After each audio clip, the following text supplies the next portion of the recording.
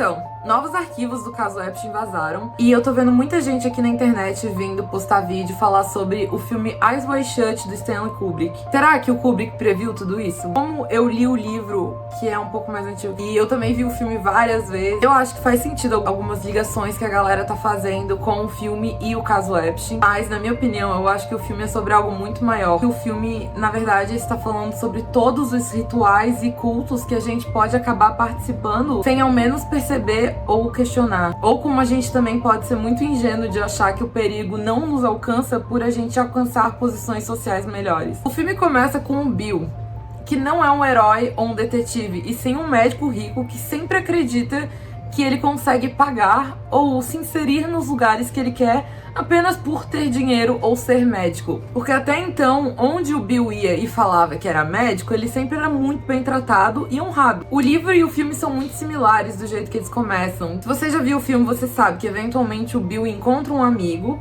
e esse amigo antigo de Bill conta sobre uma festa que ele é convidado para tocar piano vendado. Ele não vê nada sobre essa festa, em onde a festa ocorre, porque ela muda cada vez que tem essa festa, ela mudava de lugar, mas que certa vez a venda até escorregou um pouco e ele pôde ver que era uma festa muito luxuosa, com mulheres lindas, nuas, e isso desperta o interesse de Bill, que estava determinado a trair sua esposa depois da confissão dela mesma, dizendo que ela já sentiu atração fora do casamento, mas que ela não fez nada porque ela tem uma família. Ele acredita que ele tem que ser convidado para essa festa, porque ele acha um absurdo ele ainda não ter sido convidado. Então ele pressiona esse amigo para levar ele junto. O amigo diz que não pode levar, mas ele contou a senha para entrar na festa e disse que depois ia passar o endereço. Quando o Bill chega no local, e é uma mansão que na vida real é uma mansão Rothschild, inclusive de uma família com muito dinheiro estadunidense, ele entra nessa festa fantasiado, cuja antes teve toda uma cena sobre como ele conseguiu a fantasia, mas pra pular logo ao ponto, quando ele entra, ele percebe que as coisas são muito esquisitas e que na verdade ele não pertencia àquele lugar. Porém, na hora que ele tá indo embora e é alertado pra ir embora pela uma das modelos mascaradas, Bill é chamado pra uma outra sala. Essa sala mesmo é muito icônica no cinema, porque todo mundo tem calafrios com essa cena, e a ambientação da cena é realmente muito esquisita e você sente o medo do Bill de ser pego nessa hora. Tem como se fosse um líder ali naquela cena e ele testa o Bill e fica muito claro pra todo mundo envolvido que o Bill não fazia parte daquele lugar e, por sorte, Bill pode sair impune. Só que o problema é, quando o Bill sai dessa festa,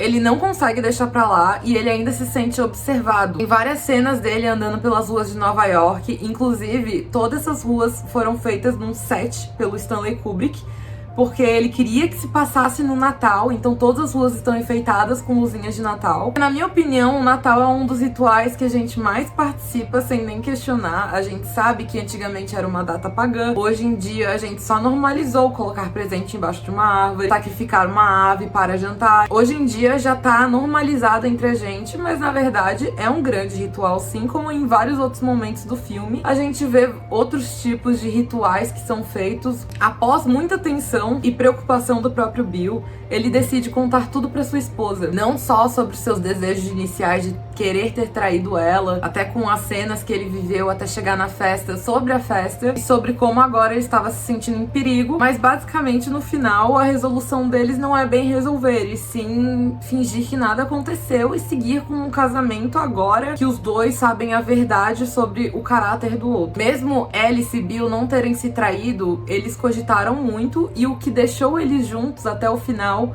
foi o próprio culto do casamento e da ideia de que eles tinham que manter as aparências, porque ninguém queria abrir mão daquilo. E sobre todas as outras coisas que eles viveram ou experienciaram ou acabaram vendo, ambos escolhem apenas deixar pra lá. E tem toda aquela cena do final da criança indo pra frente com os outros dois homens, dando talvez a entender que eles estavam agora deixando a filha deles perseguir esse mesmo tipo de caminho, ou quem sabe até ser vendida. Mas esse detalhe eu acho que você, como pessoa assistindo, pode pensar suas próprias conclusões sobre o que você acha que significa o final daquele filme. Agora, o detalhe sobre esse filme que eu acho que muita gente talvez tenha perdido o ponto, que eu não acho que esse filme esteja falando apenas sobre um caso isolado de um clube de pessoas que poderia até abusar e sacrificar pessoas, mas talvez esse filme apenas exemplifica como esses clubes existem e eles estão em todos os lugares e a gente às vezes não sabe porque a gente só não faz parte. Já tiveram vários outros exemplos de clubes, de elites, e pra ser bem sincero, a gente não tem toda a noção do que ocorre nesses cultos, não só nesses tipos de casos mais extremos ou de elite, mas hoje em dia na nossa sociedade, às vezes um trabalho, uma corporação, um círculo político, ou até as associações mais discretas onde coisas acontecem nos bastidores, às vezes já são suficientes para nos fazer parar e pensar, será que estou num culto? Como eu falei antes, a própria dinâmica do Bill e da Alice, que são marido e mulher nesse filme, acabam vivendo o próprio culto de aparências, onde após viver um certo tipo de pânico ou perigo, ainda estão dispostos a fingir que nada aconteceu pra manter a ideia do casamento saudável, pra ninguém perceber que tem algo fora do normal, entende? E por mais que no livro tenha só alguns detalhes que não são idênticos ao filme, eu acho que o Stanley Kubrick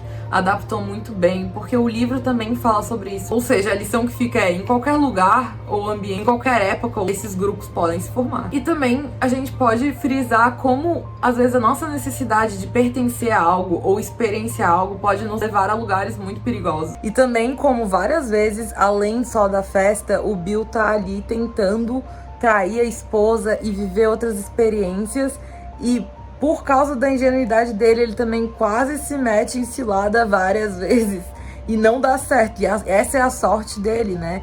Mas é a sorte que muita gente não tem. Chega em um ponto no filme onde Bill sabe que essa organização sabe até onde ele mora e sabe tudo sobre ele, e ele não poderia fazer nada a respeito, sabe? Como se ele fosse insignificante. Mas até o começo do filme, o Bill jurava que ele era um grande peixe. E isso nos faz pensar também como várias vítimas, vários acontecimentos absurdos, casos similares a esse, ou não foram levadas a sério, ou foram silenciadas, ou até não falaram nada por puro medo de que algo pudesse acontecer não só a elas, as pessoas que elas gostam, né?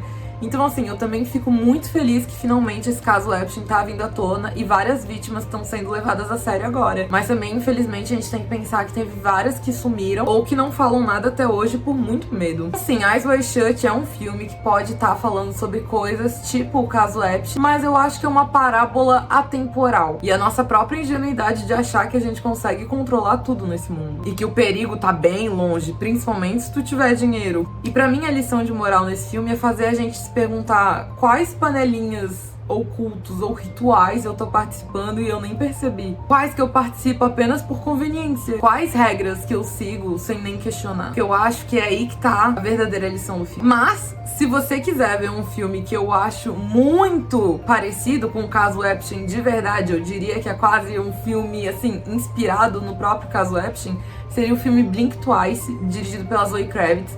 Eu adorei quando eu vi, óbvio, é um filme muito pesado, né? Mas eu acho que esse filme com certeza tem muito mais semelhanças com o caso do que Eyes Wide Shut. Mas Eyes Wide Shut não deixa de ser um filme muito importante e sobre esse gênero elites bilionárias fazendo suas próprias regras. E se você gosta do filme Eyes Wide Shut, eu recomendaria ler o livro Traum Novelle, porque o livro também não é muito longo, ele é bem parecido com o filme, mas ele também dá uns detalhes, assim, que talvez algumas pessoas possam gostar também. Eu gostei de ler. É isso, gente, porque eu podia ficar aqui falando por horas sobre vários detalhes no cenário, sobre várias escolhas que o Kubrick fez pro filme ser exatamente como ele estava idealizando, até sobre a vida do Kubrick mesmo, que toda a teoria da conspiração, será que as cenas deletadas desse filme iam contar mais sobre o caso? Talvez as cenas deletadas eram apenas cenas que davam mais profundidade também pro filme, né? Mas isso não sei se a gente vai saber ainda. E se você gostou do vídeo, dá um like, se quiser se inscrever no canal pra ficar atento quando eu lançar mais vídeo. Se você tiver alguma ideia ou teoria sobre tudo isso que a gente falou, pode colocar aqui embaixo. E é isso, gente. Muito obrigada. Até a próxima.